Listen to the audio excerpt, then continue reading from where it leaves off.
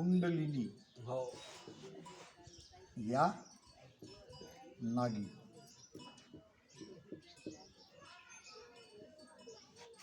हमारे ध्यान में इसका संबंध है या नहीं है। महाराज कहते हैं, हम सारा विद देखिया पवन पाँचू घेर। हम सारा विद देखिया पवन पाँचू घेर। पवन पाँचू घेर। हम सारा विद देखिया पवन पाँचू घेर। नरपुर जीता नागसू।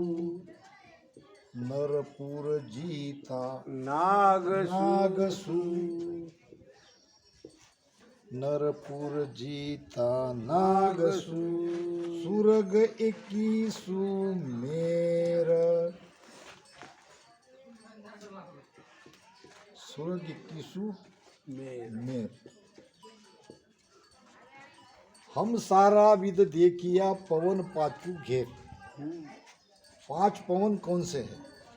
5 पवन है प्राण, अपान, उदान,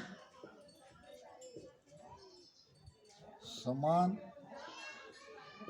और व्यान।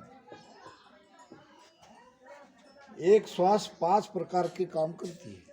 हम जो एक श्वास अंदर लेते हैं, हृदय पे प्राण धड़कने लगता है। जब तक प्राण धड़कता है, हृदय हमारा धड़कता है, तब तक हम जीवित हैं। अपान के द्वारा शरीर में जो एक्स्ट्रा है, जो शरीर को नहीं चाहिए, मल मूत्र, ये अपान से बाहर जाता है। जो हम श्वास लेते हैं उसी का ये दूसरा कार्य। उदान वायु यहाँ कंठ स्थान पे है। मस्तक में संवेदना पहुंचाना ये उदान वायु का काम है। नाभि में है समान वायु।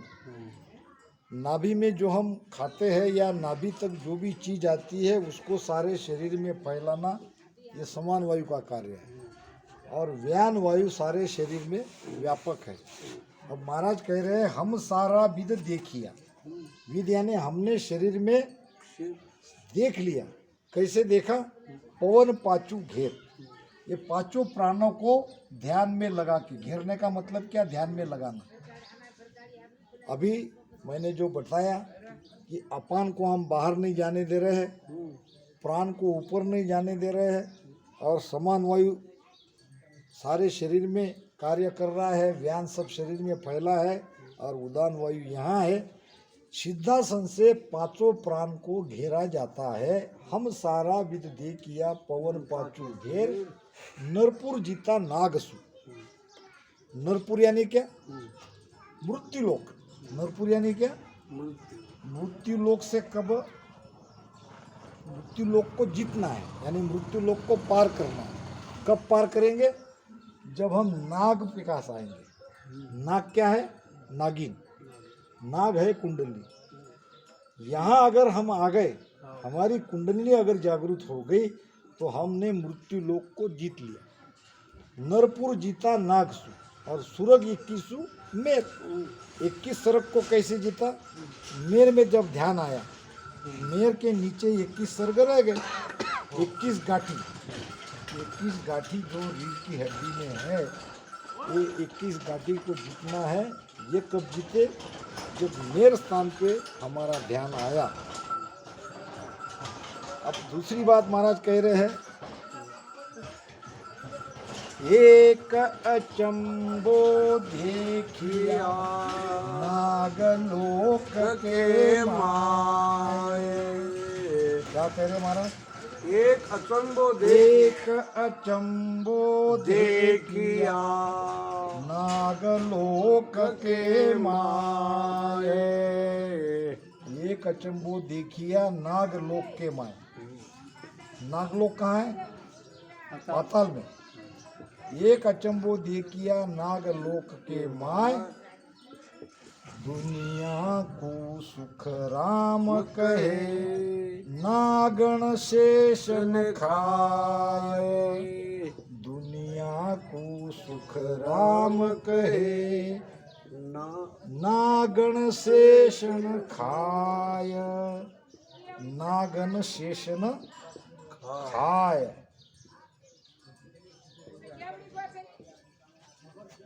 जब महाराज नागलोक में गए, यानी पाताल में महाराज का ध्यान आया, तो उन्होंने अचंभ की बात देखी, दुनिया को सुखराम कहे, नागन शेषन खाए। अब इसको समझे। हमारे शरीर की रचना ऐसी है कि नाभि के नीचे सभी नाड़ियां मिली हुई है, नाभि के पास। और हमारा जो अमृत है, ये नागिन पी रही है। दुनिया को सुखराम कहे, नागण शेषन खाए। ये नागिन या ये शेषन नागन दोनों एक के लिए है। ये कुंडलिनी हमारा अमृत पी रही है, हमारा अमृत पी रही है, इसलिए हम मर रहे हैं। अब कोई अगर इसको जगाएगा, सुषुम्ना का रास्ता कोई खोलेगा। कुंडलिनी ने क्या कर रखा है, सुषुम्ना का मुख बंद कर रखा है, यानी हमें पीछम के रास्ते से ये नागिन नहीं जाने देती। और हमारे पास जो भेद है सांस उसास का, ये इसीलिए महाराज ने ये नागिन को, कुंडलिनी को जगाने के लिए ही ये सांस उसास का भेद कहा है। यानी हम अमर हो जाएंगे अगर कुंडलिनी को जगाएंगे, तो सुषुम्ना के रास्ते से हम सीधे 10वें द्वार में हमारा ध्यान धीरे धीरे धीरे धीरे चढ़ता जाएगा। अब ये और विस्तार से इसको समझेंगे।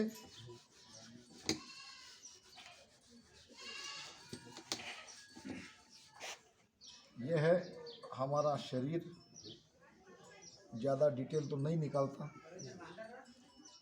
अब इसमें ये है रीढ़ की हड्डी,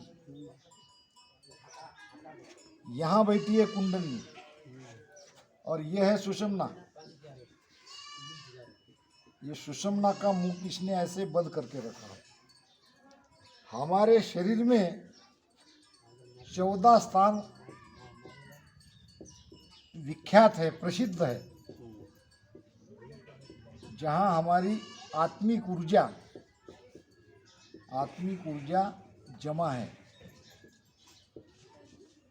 जिसको हम चक्र भी कहते हैं। उसमें 7 चक्र महत्वपूर्ण है। ये यहाँ तक, ये रीढ़ की हड्डी में ये चक्र है, जिसका अब ये पहला है मूलाधार चक्र, ये यहाँ। दूसरा है स्वादिष्टान चक्र, ये चक्र सामने बताने को सामने बताते, मगर चक्र रीढ़ की हड्डी में है। तीसरा है मणिपुर चक्र या नाभि में। फिर अनहद चक्र हृदय में। फिर विशुद्ध चक्र कंठ में। और फिर आज्ञा चक्र त्रिकुटी में। और यहाँ सहस्त्रदल कमल। ये 7 चक्र यानी 7 जगह हमारी आत्मिक शक्ति इकट्ठा हुई है, इसलिए हम अमर नहीं हो रहे। अब ये सांस उसास से जो नियंचर जगता है, यानी कुंडलिनी जगती है, ये चक्रों को खोलती है, ये सारे चक्रों को खोलती है। एक बार यहाँ पे जब हमारा ध्यान आ जाता है, तो हमने 6 चक्र का छेदन किया। महाराज ने कहा है प्रेम भक्ति के अंगे में, गेब खट धर्म की रीत आनी, यानी 6 चक्र छेदन करने की रीत गुप्त तरीके से हमने धारण कर ली। ये ध्यान हमने नहीं किया, मगर हमारे ध्यान में ये चक्रों का छेदन अपने आप हो रहा है। तो ये आत्मिक शक्ति जो हमारी रुकी हुई है, जो कुंडलिनी ने सबको हमको घेर के रखा है। अगर ये खुल जाए, ये लॉक अगर खुल जाए तो धीरे धीरे ये गांठों को हम खोलते जाएंगे, और ये सब खोल लेंगे तो हमारी जो आत्मिक शक्ति है ये पूरी ब्रह्मांड में समा जाएगी, यहाँ शस्त्रदल कमल में। अब 10वां द्वार फूटता है कब? जब ऊर्जा यहाँ होगी तो फूटेगा, ऊर्जा का ही तो स्फोट होता है। तो जब तक हम केवल क्या सुरती लगा के बैठे हैं, ऊर्जा को चढ़ा नहीं रहे, जबकि सांस उसास में महाराज ने कहा है मुख्य सिमरन मत छोड़ जो 10वें द्वार लग जोय, होठ कंठ सुखराम कहे गढ़चड़िया बंधे। यानी जितनी ऊर्जा आप पिंड से ब्रह्मांड में चढ़ा सकते हो उतनी निरंतर चढ़ाते रहो। ये रास्ता है रीढ़ की हड्डी से। आपको यहाँ महसूस होगा, अनुभव में आएगा कि कोई ऊर्जा शक्ति ऊपर चढ़ रही है। ध्यान करने के बाद रीढ़ की हड्डी पे ध्यान रखो। आप ऐसे ध्यान में राम राम करते बैठे हो और रीढ़ की हड्डी के अंदर से निरंतर ऊर्जा ऊपर चढ़ रही है सहस्त्रदल कमल में, त्रिकुटी में। तो ये ध्यान रखने जैसी बात है। अब ये बात आज तक किसी ने क्यों नहीं कही? वो इसलिए नहीं की कि ये बात महाराज ने शेन में कही है। शेन यानी इशारा, खुला नहीं किया है, खुला ज्ञान नहीं किया है, इसका इशारा दिया है। अब देखो मैं बताता हूँ आपको कैसा इशारा दिया है और क्यों हमको इस तरफ आज तक का हमारा ध्यान क्यों नहीं गया। देखो महाराज कहते हैं, छाड़ संसार का काम कल्याण सो, छाड़ संसार का काम कल्याण सो। एक एक को समझेंगे। छाड़ संसार का काम कल्याण सो यानी संसार में रहकर हम समझते हैं कि हमारा कल्याण होगा, तो संसार के काम काज में जिसे आप कल्याण समझ रहे हो वो वास्तव में पतन की ओर ले जा रहा है, वो कल्याण का रास्ता नहीं है। संसार का काम, विषय सुख का काम आपको पतन की ओर ले जा रहा है, इसको छोड़ो, इसमें आपका कल्याण नहीं है, ये आपकी धारणा गलत है। छाड़ संसार का काम कल्याण सो, क्या करना फिर? 8 ही पोर हम नाव लिया। 8 ही पोर, 8 पोर यानी क्या? रात दिन, रात दिन, रात दिन राम नाम लो, भजन करो। अब रात दिन भजन नहीं होगा, उसमें काम भी करना है, सोना है, खाना है, पीना है, मगर आपकी लीव इसमें लगा के रखो। ध्यान को इधर उधर भटकने मत दो। जब जब समय मिले तब तक आसन मार्ग पे बैठ जाओ और बाकी समय में रचना से सांस उसास में देखते रहो, ध्यान उसमें लगाते रहो। 8 ही पोर हम नाम लिया, धीरे धीरे आपका ध्यान अखंड बनेगा। यानी 8 पोहर आपका ध्यान होने लगेगा, एकदम से होने वाली बात नहीं है। जब सारे चक्र आपके खुल जाएंगे तो आपका ध्यान अखंड चलेगा। 8 ही पोहर हम नाम लिया। अब क्या हुआ? ध्यान घट पर्चा में बात आई है। अब महाराज कह रहे हैं, सांस उसास की धवन घट लायके। सांस उसास की धवन, धवन, धवन यानी क्या? शब्द, हाँ, घट लायके, भाता, हाँ, भाता पर शब्द नाभ एरन करम कोयला, लोह मन पाचूडार। राम राम लोह मन पाचूडार। सास उसास धवन धवे रे श्वास उश्वास की धवन धवे रे ज्ञान है तोड़ा ज्ञान है तोड़ा धवन यानी क्या? धोकनी। धोकनी समझते हो ना? भाता रहता है, उसको हम घुमाते हैं तो निरंतर सांस उसास की ऊर्जा पेट में लाते रहो, उसकी धवन करते रहो।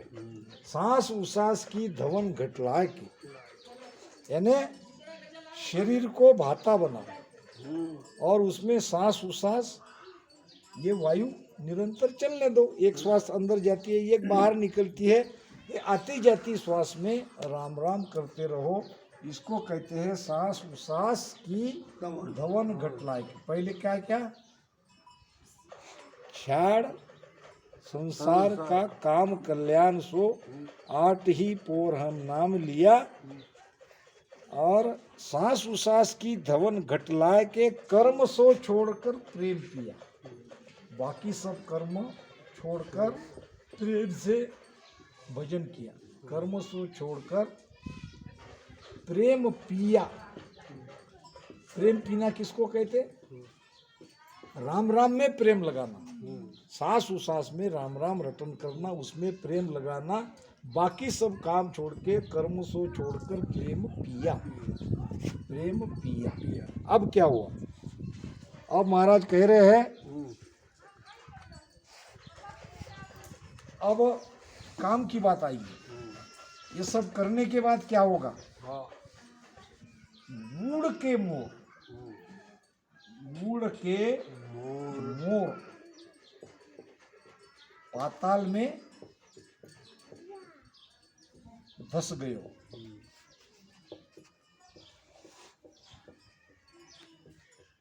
अब मोर क्या है? ये तो है शेन। अब मोर क्या है? मोर को समझना पड़ेगा। ये बाहर वाला मोर नहीं। और मोर ही क्यों कहा है? मोर और सर्प का क्या है? इनका बैर है। ये सर्प कितना भी बड़ा क्यों हो, मोर से डरता है। मोर से डरता है। अब सर्प को नागी, अब मोर कौन? ये जो सांस उसास में हम राम राम कर रहे हैं, इसकी जो धवन बन रही है, इसकी जो ऊर्जा बन रही है, यह है मोर। यह है उड़ के मोर पाताल में धस गयो। सांस उसास से ये ऊर्जा पाताल में आई, उड़ के मोर पाताल में धस गयो। अब क्या किया उसने? शेष को पकड़ पलटाय दियो। सीधी सीधी बात, शेष को पकड़ पलटाए दियो। पलटाए दियो। महाराज कहते हैं एक भजन में, नाभि में पद आया हो, बरस द्वादश गाया हो। जहाँ शेष नाग घर जाग्या हो, वहाँ 1 मास दिन लाग्या हो। पिछम देश में आया हो, वहाँ जन को दुख पाया हो। महाराज को 1 महीना लगा कुंडली खोलने के लिए। जहाँ शेष नाग अगर जाग्या हो, वहाँ 1 मास दिन ला गया हो। यानी इतना करड़ा, इतना जबरदस्त ध्यान वहाँ करना पड़ता है, तब शेष को पकड़ पलटाए लियो। अब ये शेष कौन है और कहाँ बैठा है? शेष बैठा है 5 पाकली का ये शेष कमल, यही है कुंडलिनी, जिसको महाराज ने शेष कमल कहा है। कुंडलिनी शब्द कहीं भी महाराज ने कहा नहीं है, नागिन की बात आई है, शेष नाग की बात तो हर जगह आई है। शेष नाग यानी ये नागिन, ये कुंडलिनी शेष को पकड़ पलटाए लियो। सांस उसास के धवन से प्रेम पूर्वक राम राम रटन करने से मोर यानी ऊर्जा पाताल में आई और उसने कुंडलिनी को, शेष को, नागिन को पकड़ के पलटा दिया। यानी सुषमना का रास्ता खुल गया। जो बंद था, सुषमना का रास्ता बंद था, अब वो खुल गया। शेष को पलटा लियो यानी सुषमना का रास्ता खुल गया। अब देखो आगे और क्लियर हो जाएगा, एक एक चीज क्लियर करते जाएंगे। आगे महाराज फरमाते हैं, जाय आकाश आसमान सुई ऊपरे। जाय आकाश आसमान सुई ऊपरे। आकाश आसमान दोनों एक ही है। आसमान उर्दू है, आकाश हिंदी है। आसमान सु ऊपरे यानी मस्तक में, ब्रह्मांड में ध्यान आया। क्या किया? तादीना सर्प को छोड़ दिया। तादीना शरब सर्प को छोड़ दिया। अब ये सर्प कौन सा है? वही है नागिन। यहाँ शिव की वो शक्ति है, शिव में जाके समा गई। अब कुंडलिनी का कोई काम नहीं रहा।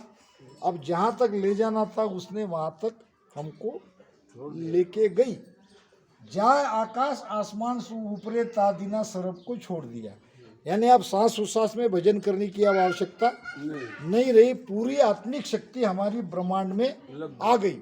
कभी भी 10वां द्वार यहाँ से हमारा फूट सकता है। महाराज कहते हैं, शिव सुजाय मिलिया शक्ति, शिव मिला शक्ति कहाई। मेरे राम शिव मिला शक्ति कहाई। भवर गुफा घर भेड़ा हुआ। भवर गुफा घर भेड़ा हुआ। खेलत हिल मिल माई। अब उदब उदरित कहानी हो। अब उदब उदरित कहानी। कोई जानेगा जन माई। कोई जानेगा जन माई। उदब उदरित कहानी। अब उदब उदरित कहानी। अद्भुत यानी अद्भुत, ये अद्भुत रीत है। यानी सब अंदर अद्भुत ही होता है। अगर आपकी कुंडलिनी जग गई तो ये सारी अद्भुत चीजें आपके अंदर अनुभव में आना शुरू होगी। अब बहुत से संत प्रवचन करने वाले इस बात को मानते हैं। अब वो मुंह जबानी कह देते, साख लेके नहीं कहते। साख का अर्थ उनको समझाना चाहिए कि इसका अर्थ ये नहीं होता है। जिस साख से द्वारा मैं आपको कुंडलिनी के भेद को समझा रहा हूँ, उन्होंने साख को लेना चाहिए। खाली विरोध करने से क्या होगा? आज YouTube के माध्यम से सभी रामस्नेही श्रोता जागरूक हुए हैं। सबको समझ में आ रहा है कौन क्या कहते हैं, कौन क्या कहते हैं। ध्यान से सबका सुनते हैं। तो आज ये खुला करने का समय आया है। आप केवल तुम 20-20 राम नाम दोनों श्वास में ले, ये कहाँ तक कहोगे? ये तो प्रारंभ की बात हो गई। आगे भेद में कब ले जाओगे? यही तुम प्रारंभ से आखिर तक बस श्वास और उश्वास में 20-20 नाम लो, प्रेम से लो। इसी से होगा, इतने ही कहते रहोगे तो ये हम कब समझेंगे। तो महाराज ने कहा है, जाए आकाश आसमान सु ऊपरे ता दिना सरप को छोड़ दिया। कौन सा सरप? कुंडली, नागिन को वहां छोड़ दिया, क्योंकि वो शिव की शक्ति थी, जाके शिव में समा गई। शिव ब्रह्म तक की ही ये कुंडली ध्यान ले जाता है, आगे तो काम मेहर का है। मन पौना पहुंचे नहीं, सूरत सके न जाए। अब मन पवन भी नहीं, हाँ वहाँ बारी सुखराम के किस भी खोलिया है, वहाँ तो केवल मेहर चाहिए, वो भी सदगुरु सुखराम जी महाराज की मेहर चाहिए, क्योंकि वही महात्मा वहाँ तक पहुँचे हैं। बाकी तो केवल हम उनकी साखी देख देख के कह रहे हैं, हम पहुँचे हुए है भी या नहीं भी ये भी निश्चित नहीं है, क्योंकि महाराज के त्रिकुटी में ध्यान आने पर 30,000 वाणी मुख से निकल गई थी, और हमारी 3 भी नहीं निकल रही है, हमारी 3 भी वाणी नहीं निकल रही है। इसका मतलब क्या है, ये भी पक्का प्रूफ नहीं है कि हम वहाँ तक पहुँचे भी है नहीं है। हाँ ये ठीक है, ध्वनियाँ सुनने में आ रही है, नाद अनाद। अनाद यानी क्या? अनाद यानी जो धमनी है, जो हमारी धमनी है, हमारी नसें है, नशे की आवाज, नशे में की आवाज, नशे में जो ध्वनि है वो हमको आ रही है, और उसको ही हम सत्सबद कहते हैं, ये गलत है। ध्वनिया सुन को, ध्वनि को ही हम सत्सबद कह रहे हैं, ये गलत है। सत्सबद अलग है, ध्वनि अलग है। महाराज ने कहा है, नाद अनाद जिंग सो सो हम सब ब्रह्म माया होई, यहाँ लग कथे बके सोई ज्ञानी तापद लख्यो न कोई। कबीर साहब भी कहते हैं, जाप मरे अजप्पा मरे अनहद भी मर जाए। अनहद क्या है? हमारे नसों में, हमारे धमनी में आने वाली आवाज। अनहद का दूसरा अर्थ है अनाहत। अनाहत, अनाहत यानी ताली बजती है दोनों हाथ से, और ये अनाहत यानी एक हाथ की ताली बजना। ध्यान लग गया, सूरत वहाँ लग गई, अनहद की ध्वनि हम सुनने लगे। तो ये सत्सबद नहीं है, ये शरीर के अंदर की नसों में की ध्वनि में की आवाज है, धमनी की आवाज है। जाप मरे अजप्पा मरे अनहद भी मर जाए, सूरत समानी शब्द में ताको कालन खाए। सूरती शब्द में समानी चाहिए, वही काल से बचेगा, नहीं तो काल सबको खा जाएगा। अब महाराज कह रहे हैं, नाद अनाद घुर सुन्न में सांभड़ो। अब ये तो नाद और अनाद की ध्वनि तो सुनाई देगी, शून्य में सुनाई देगी, ये तो होता ही है। ये ध्वनियाँ आपको सुनाई पड़ेगी, आप सुनते रहो। नाद अनाद घर शून्य में सांभड़ो, मोर मेहमंत वह बोल बाणी। अब मोर क्या है? मोर मेहमंत होए बोल बाणी, बोल मेहमंत होए बोल बाणी, बोल बाणी।